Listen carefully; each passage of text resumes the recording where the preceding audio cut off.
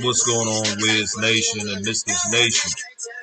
It's your man, K. Jose, and welcome to another episode of DC Hoopla. And it's been a minute since I've been on here, since I did a solo project. So before I even get started, I definitely want to send shout outs to all of my followers. But if this is your first time on DC Hoopla, welcome. If it's not your first time, welcome back. Follow me on Twitter, IG under DC Hoopla. You can also find me at State of the Wizards, where you can subscribe to that channel, State of the Wizards on YouTube. Follow it on IG and Twitter. Also, subscribe to my man Wiz Takes at Wizards Mafia. Follow him on IG, Twitter, and also subscribe to his podcast that is on Spotify and all the different streaming outlets out there. So, it's been a minute since I've been on here talking Wiz Hoops. But the Wiz, because I'm going to get right into it, we have a game this evening. We're playing against the Lakers. We're currently sitting at 29-35. We're 11th in the East, trying to compete for the play-ins.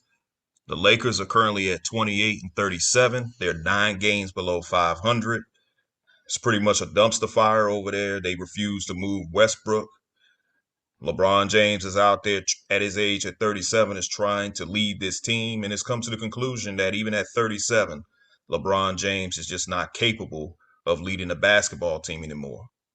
You know, they're without Anthony Davis, who's been out due to an injury. The Wizards, of course, we are without Bradley Beal. He's out for the season. You know, we've been pretty much playing point guard by committee because Spencer Dinwiddie was moved a month ago. We got Porzingis in return. We got rid of Davis Bertans. We got rid of Montrezl Harrell. But we are still a mediocre team. So for tonight's matchup, both teams respectively can put the ball in a hoop, but the Lakers are ranked 13th in scoring, whereas we're ranked 29th. Both teams are not that far off from each other when it comes to field goal percentage. They both shoot at 46%. It's just the Lakers are ranked 2 spots behind. They're ranked at 11th. We're ranked at 9th. Rebounding, the Lakers have that over us. We're 25th in rebounding. They're 16th in rebounding. We average 43.4 correction, and they average almost 45 rebounds a game.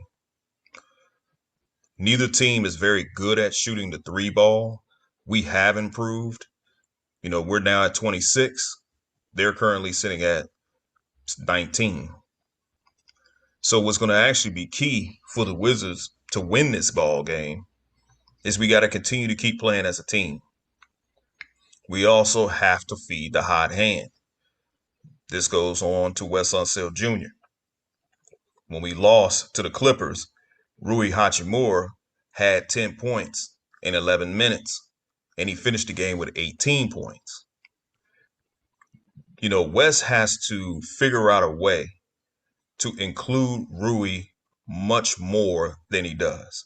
You know, I've said this to Wiz Takes offline that I believe that there's a not only minutes restriction on Rui Hachimura, but it seems like it's a cap on how many points he's going to score.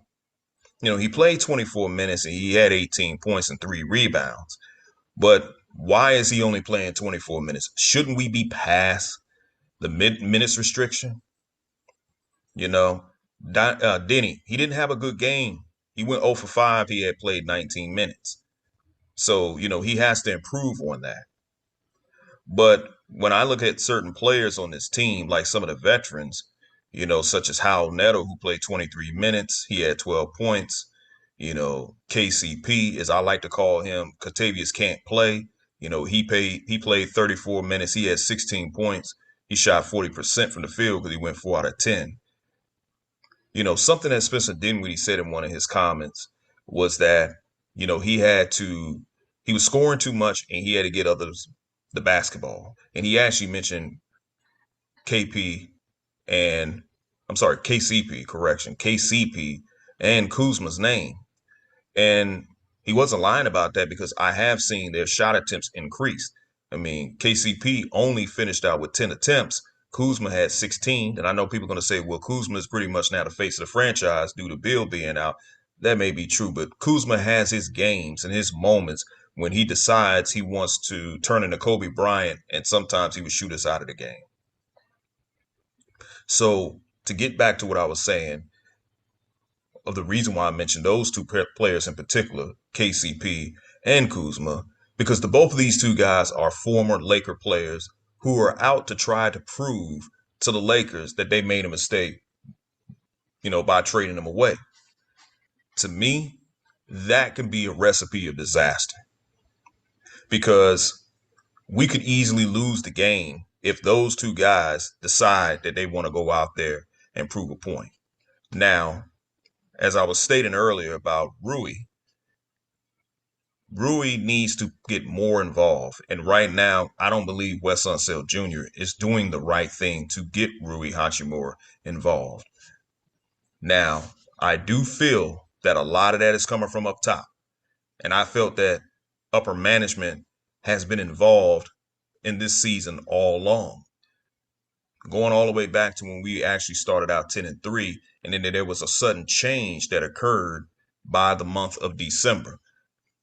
Myself and D-Can have said that, hey, when Bradley Beal returned from his grandmom's funeral, that's when the change had occurred.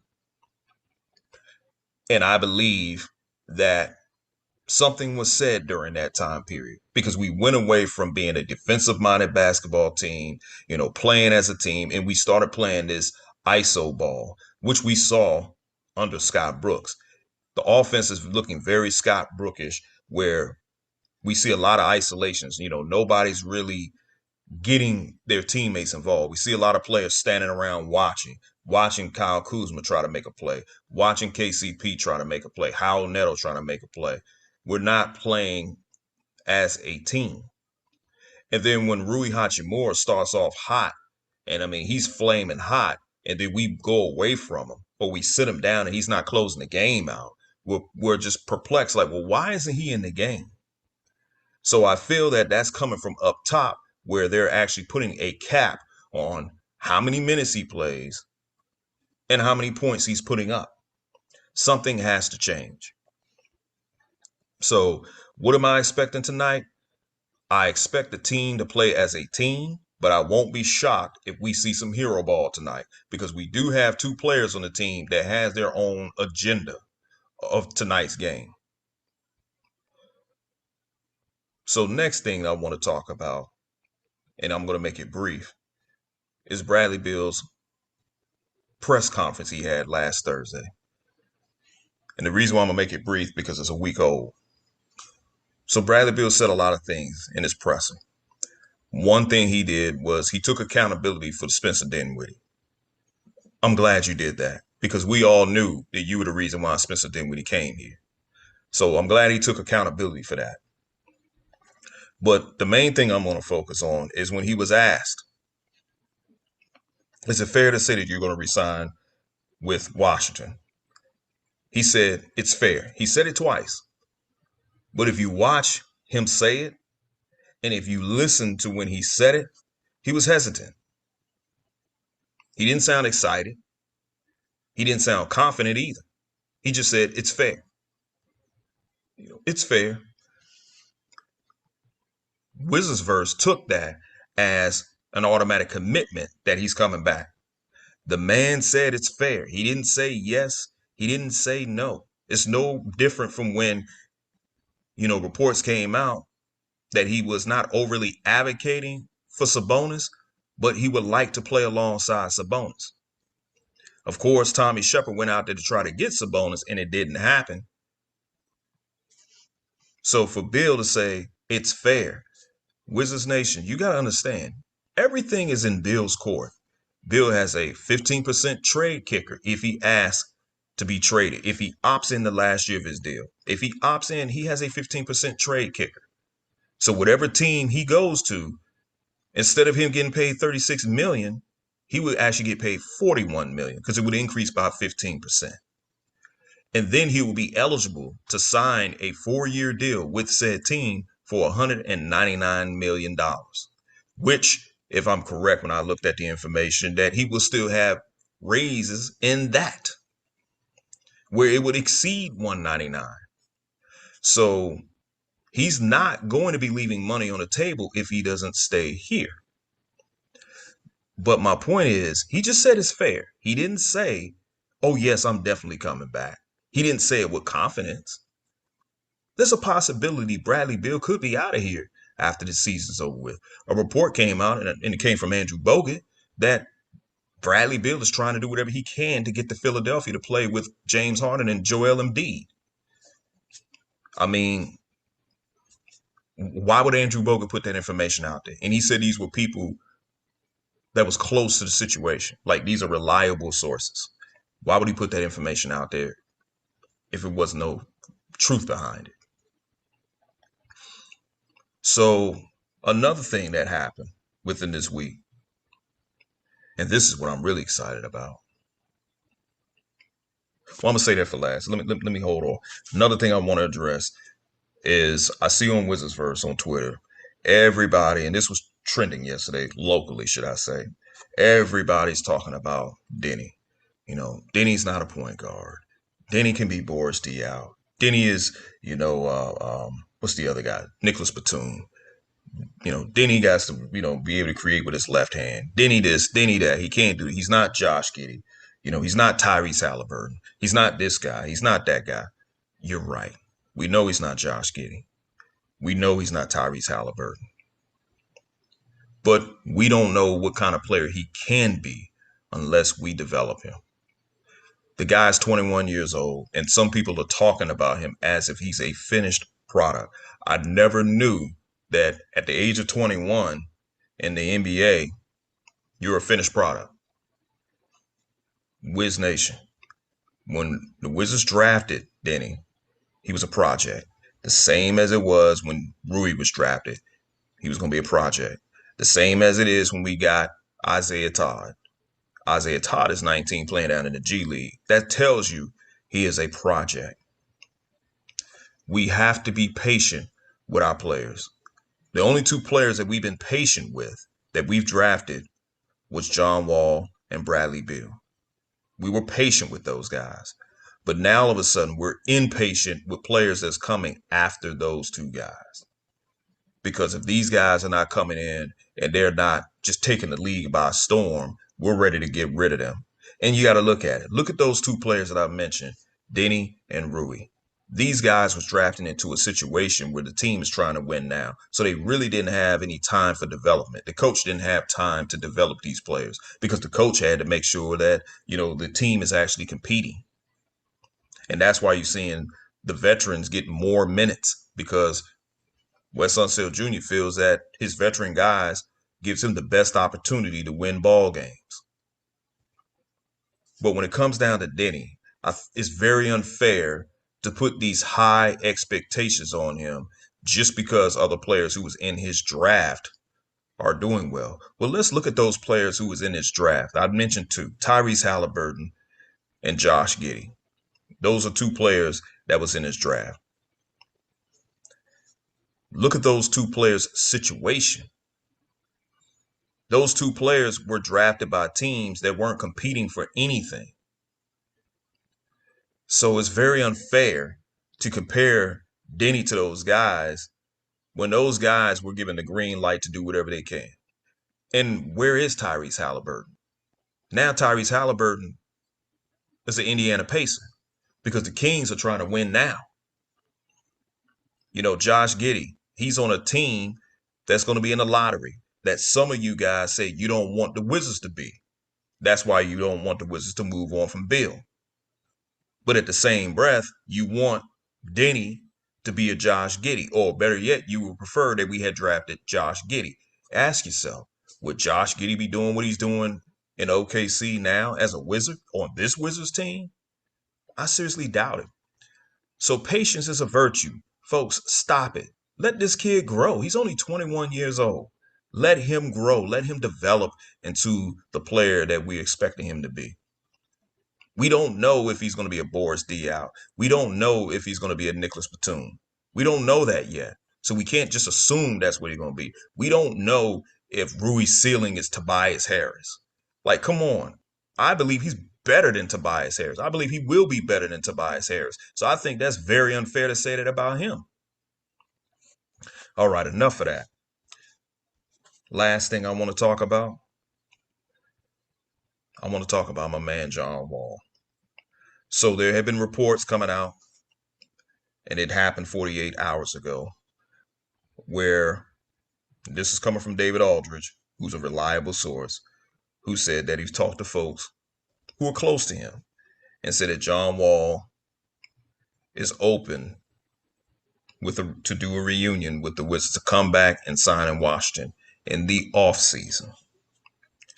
So what that means is that John Wall, who's currently not playing, he's on the Houston Rockets, but they have that mutual agreement that he wasn't going to play unless they found another team for him, which that did not happen. But the Houston Rockets are paying him not to play. Now, for the longest, John Wall was reluctant on accepting a buyout. And I think he's still reluctant on accepting a buyout, even right now. It may happen, it may not happen. But I believe a reunion of John Wall coming back to Washington only makes sense, because he was our former #1 pick. He was the franchise player. And I think it's only right that this organization run it back.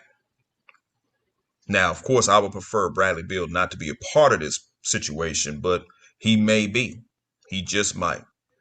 But I'm excited if John Wall comes back. I mean, the team has not been fun to watch since he left.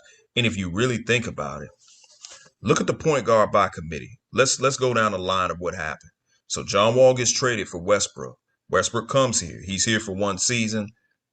During the offseason, he asked to be traded. He asked out. Okay, so it wasn't like Tommy Shepard did it. Westbrook asked out. Westbrook gets sent to the Lakers. The Wizards organization scratching and scrambling, trying to get a point guard to replace him. This is how we acquire Spencer Dinwiddie. So we acquire Spencer Dinwiddie all in this was it a four? I think it was a 4-team trade. It was actually a 5-team trade. So we get Spencer Dinwiddie back, Kuzma, KCP, Harrell, Aaron Holiday, the rights to Isaiah Todd, all for Westbrook. This is what we get back. Right now, 2 of the players that we acquired, 3 of them are no longer here. Dinwiddie is gone. Aaron Holiday is gone. Montrezl Harrell is gone. We also got rid of Davis Bertans, who only resigned with Washington with the expectations to play alongside John Wall. So then we bring back Ish Smith. We bring back Sato. And during that time period, we're playing Bradley Beal at the point before he goes out. We're playing Howell Neto. There were times that we played Cassius Winston for a little bit.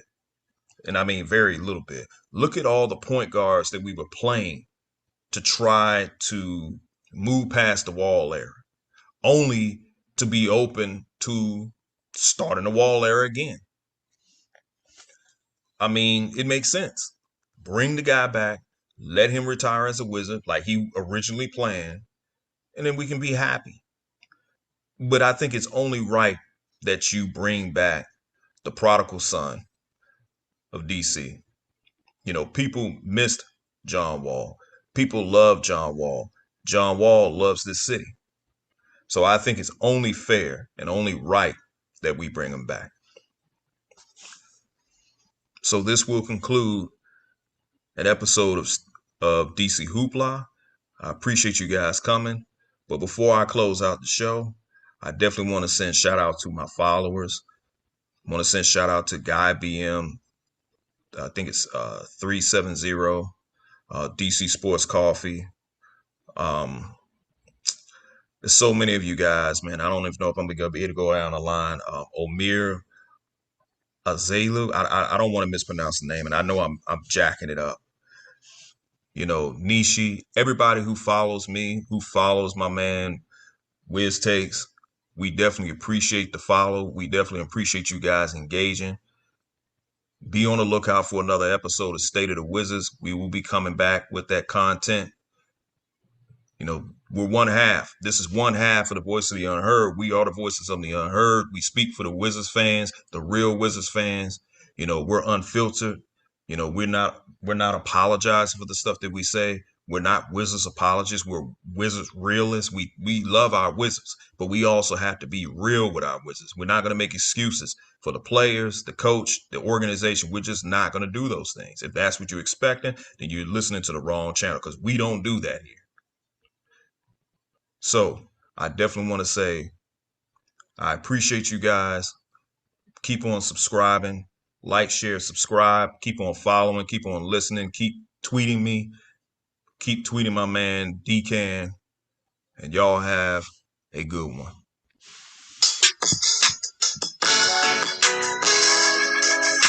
Say, Jack, let me out.